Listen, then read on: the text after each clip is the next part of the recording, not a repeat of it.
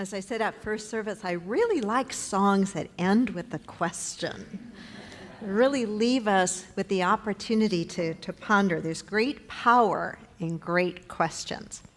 We're beginning a new series this morning. I've entitled the series From Impediment to Empowerment. From Impediment to Empowerment. It's a series about how do we turn obstacles into stepping stones. How do we turn obstacles into stepping stones? So I want to encourage you through this series to bring with you in your mind one of your biggest challenges in your life. Whatever that might be for you, whatever feels like a really big challenge, a really significant obstacle. Maybe it's in the area of business. Maybe it's in the area of health. Maybe it's in the area of personal growth or development or relationships. It doesn't matter where it is. Just come each Sunday with that big obstacle, that big challenge in your mind, because ours is a teaching that can help us to move through any difficulty in our lives. Ours is a teaching that when we apply it, when we walk the talk, our lives begin to change. We begin to grow. We begin to live out our destiny, if you will. The series is based in part on a book that one of our members recommended to me, and in fact, he, Michael Spurgeon, had asked if I would consider doing a series on it. And the name of the book is The Obstacle is the Way, The Timeless Art of Turning Trials into Triumph, written by Ryan Holiday. The Obstacle is the Way. It's an interesting title, isn't it? The Obstacle is the Way. A main premise in Holiday's book is that no obstacle is too big to overcome. No obstacle is too big to overcome. Now, you may be arguing with that in your mind. You may say, well, he obviously doesn't know what I've got going on in my life, because if I could sit down with him and talk to him for a little while, I could convince him that this one is impossible to overcome. But I'm going to challenge you to step into the possibility that he is totally and completely right. Are you willing to at least step into the possibility that he's totally and completely right? I love my second service. It's funny, I say that because actually my personality is much more like first service, which is quiet and reserved and a little more introverted, but you are so much fun to talk to and to talk with. Now, please don't go telling first service I don't love them. So I want to share with you part of an excerpt from the book, from the introduction, that kind of sets the tone of why this book and who this book is really about and who it's for. In the year 170, that's an incredibly long time ago, in the year 170, at night in his tent on the front lines of the war in Germania, Marcus Aurelius, the emperor of the Roman Empire, sat down to write. The exact location is not important. What matters is that this man, known today as the last of the 5 good emperors, sat down to write not to an audience for publication, but to himself, for himself. And what he wrote is undoubtedly one of history's most effective formulas for overcoming every negative situation we may encounter in life. That's a pretty big and bold claim. A formula for thriving, not just in spite of whatever happens, but because of it. That's an important distinction. Thriving, not just in spite of whatever happens, but because of it. He writes, our actions may be impeded, but there can be no impeding our intentions or dispositions, because we can accommodate and adapt. The mind adapts and converts to its own purposes the obstacle to our acting. And then he concludes with this powerful maxim. The impediment to action advances action. The impediment to action advances action. What stands in the way becomes the way.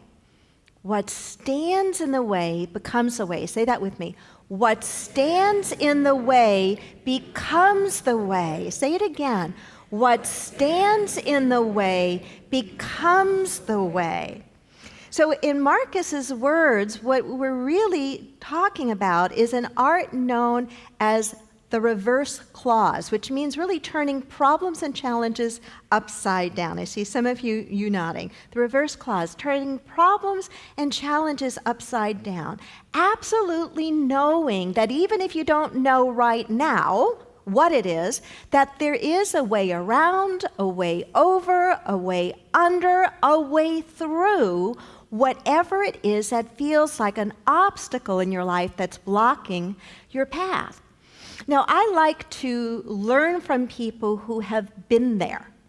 I like to learn from people who aren't just speaking theory, but people who have really had to test their ideas in the laboratory of their lives. And Marcus Aurelius was one of those individuals. Though he was an emperor, and though he reigned for 19 years, he did not reign during an easy time. There was constant war going on during his reign. His area suffered a major plague and disease. He was betrayed. Those close to him wanted to knock him from power and take over his position. There were threats on his life.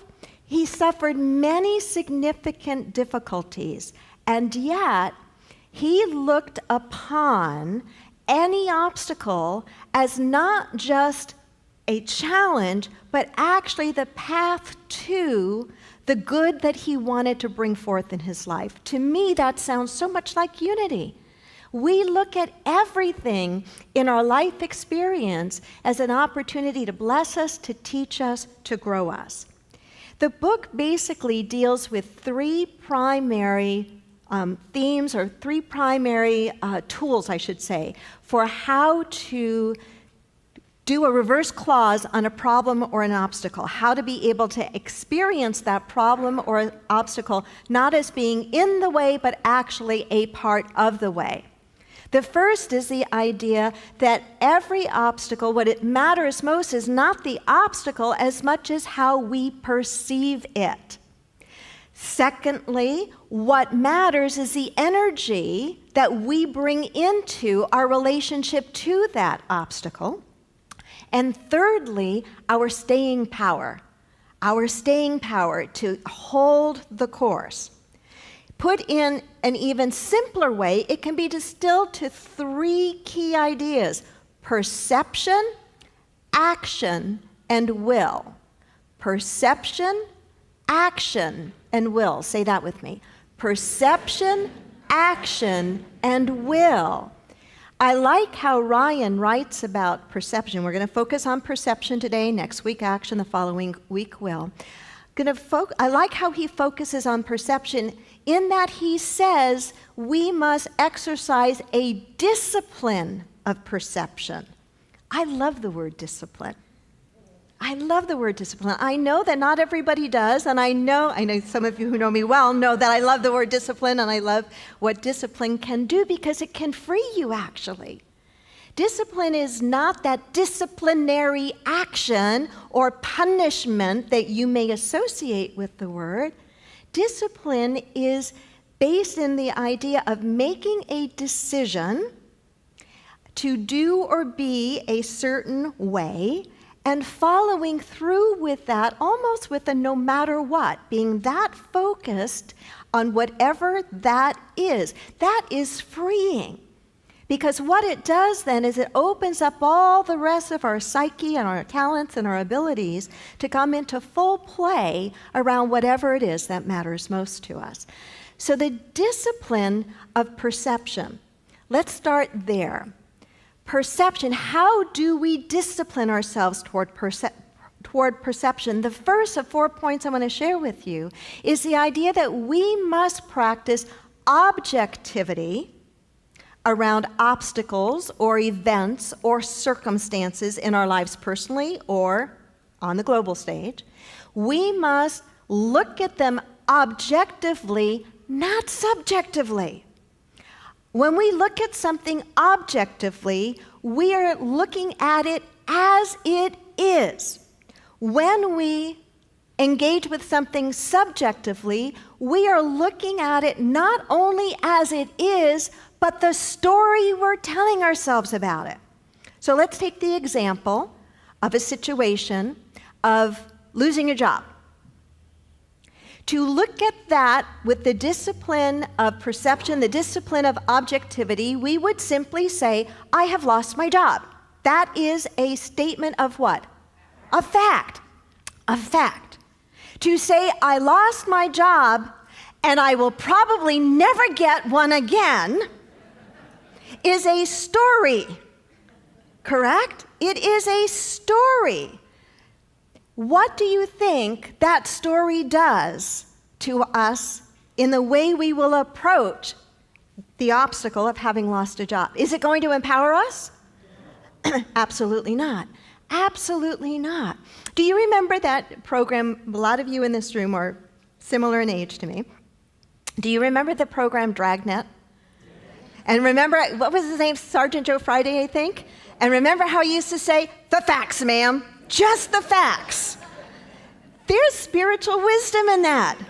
In a way, it's what the Buddhists practice when they are practicing experiencing an event, a moment in time, a situation, directly and immediately without any story.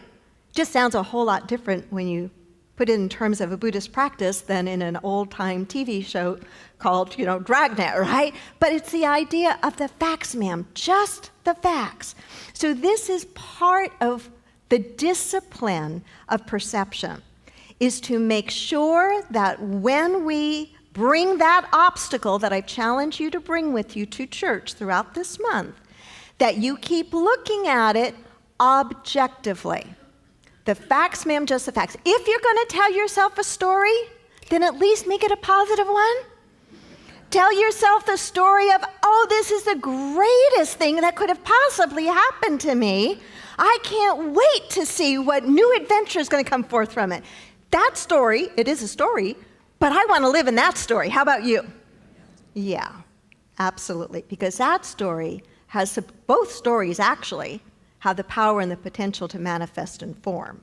So if we're going to tell ourselves a story and add something to the facts, ma'am, just the facts, then add something that is uplifting and positive.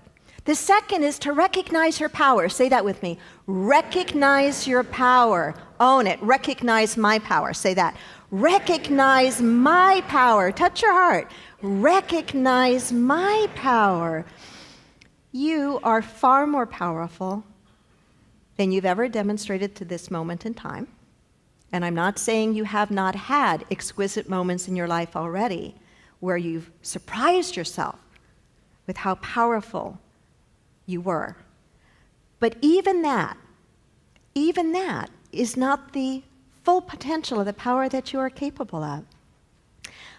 I don't remember any one story specifically right now, but I do remember over the years reading numerous stories that told of the amazing physical strength of individuals when they were really put to a crisis situation in which they had to be physically strong in order to save someone's life, whether it was a tiny woman lifting the back end of a car up off a child, and then afterwards trying to do the math around that and say it's impossible, she couldn't have. Well, good thing she wasn't doing math at that moment,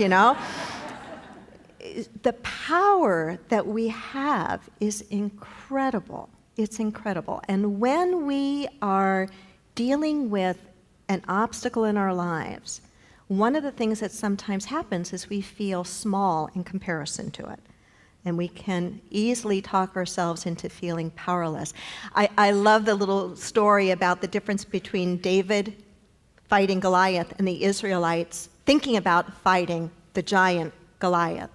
The Israelites' attitude around Goliath, this enormous Philistine, this enemy of theirs, was he's so big we can't possibly go up against him.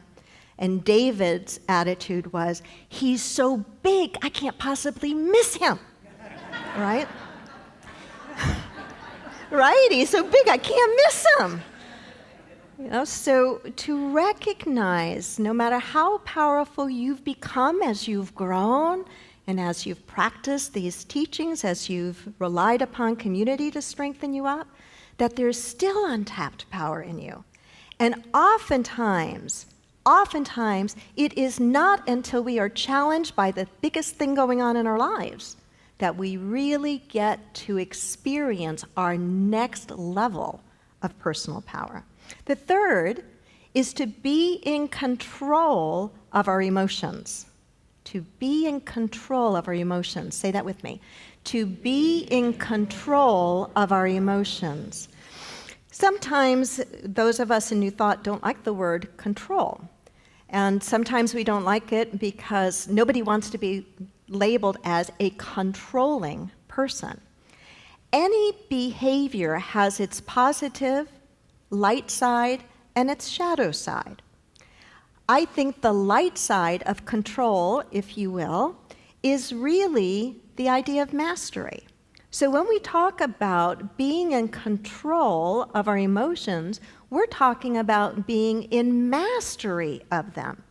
It does not mean that we deny the emotions we have, the positive ones or the negative ones. It does not mean that we deny anger when we feel angry. Have you ever tried to deny the anger when you feel angry? It seems to just fester it, right? It seems to grow. It's not that we deny the emotion, but it is that we are not a slave to it. We are not at the mercy of it. And the way that that looks then is we may be feeling incredibly angry, but we do not act out in harmful ways to ourselves or others because we are in that emotion. And let's face it, that takes some skill, does it not? That takes some practice. And in the same way that we meditate to learn to control or master the mind, master thought, we must also learn and practice mastering our emotions. When we deal with a big obstacle, when we are faced with a big challenge, in order for us to be able to realize that that obstacle is not in the way, it is the way, we're going to have to look at the emotions that come up in the face of that obstacle. And maybe it's going to be fear. So we say, okay, I feel the fear. I know that I am afraid, but I do not have to be at the mercy of that fear. Just because I'm afraid does not mean that I cannot take a step forward. Does that make sense? All right. And then the fourth is to always focus on what you can change, not what you can't change. Doesn't that sound so unity? To always focus on what you can change, not what you can't change. There is a lot that you cannot change. Have you noticed that? Tell me some of the things you know you cannot change. Somebody else. That's right. You cannot change somebody else. That's always in a good New Thought community. That's always going to be the first one. Anything else you cannot change? Individually, can you change the weather? Individually? No. Individually, we cannot change the weather. How about economic trends? Individually, can you change them? Nope. There's probably lots of things that you cannot individually change. But there is so much that you can. And that's where we must put our focus and energy when we're looking at obstacles in our lives. Not the part that we can't change, but what is the part we can change? We know we can always change our thoughts, right? I mean, think about it. Your thought is only a thought. You made it up. You thought it. If you thought it, you can unthink it. Right? Nobody else is in your head thinking your thoughts. Sometimes I wish I could blame it that somebody else is in my head thinking my thoughts. But nobody is. Nobody is. So we focus on what we can change. When you're looking at that obstacle that I've asked you to bring with you to church in your mind, what can you change? And get to work there. So you can always change your thoughts. You can always change your attitude too, which largely is an outgrowth of your thoughts. I remember the story, or a story, about George Clooney in his first years in Hollywood. He was getting rejection after rejection in the auditions that he went for. He was desperate to have the casting directors really like him. And they didn't seem to really like him. And he would leave dejected and discouraged and all sorts of blaming the system, or they just didn't see him as he really was and so forth. But then he decided to perceive his role differently. He decided to adopt a different attitude. He came to the realization that they needed to fill a position as much as he needed to fill a position. And so the attitude that he changed in his mind was, I am the solution to their problems. I am what they need. Now, he did not go in and say that. But he came from that place inside of himself, from a very real understanding that just as he wanted a position, the casting directors had a lot of work. They were always hoping the next person that would walk in would be the one. And so he carried himself energetically and attitudinally. Is that a word? It is now. Attitudinally in his auditions as someone that was the answer to what it was they needed. So there's one other thing that you can't change. One other thing that you can't change. And that is you cannot change the fact that there is a power and a potential, a force for good, operative in the universe, operative in your life, if you will let it. Intelligence and power in the universe that is a force for good. You cannot change that. I'm sure glad we can't. All we need to do is open ourselves to it. All we need to do is to invite ourselves into it. So, take your hand, one or both, and I would like you to imagine that your biggest challenge that you're going to come to church with each Sunday now is sitting there in the palm of your hand. And we're just going to do a little bit of affirmative work before we close. There's an energy in this universe way bigger than you. Look at that obstacle. There's an energy in this universe way bigger than you. Say that with me. There's an energy in this universe way bigger than you. Right where I am is the full wisdom and power of God. Together. Right where I am is the full wisdom and power of God. I know this obstacle is not in the way, it is the way. Together. I know this obstacle is not in the way, it is the way. Turn to your neighbor and say that affirmation. I know this obstacle is not in the way, it is the way.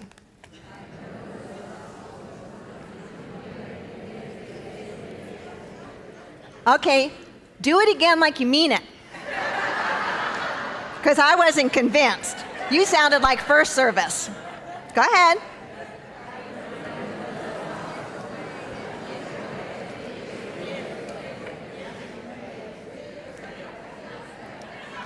Okay, raise your hand if you believe the person that was talking to you. Okay, that's not bad. That's not bad. We'll get better as we move on with the series. All righty, thank you.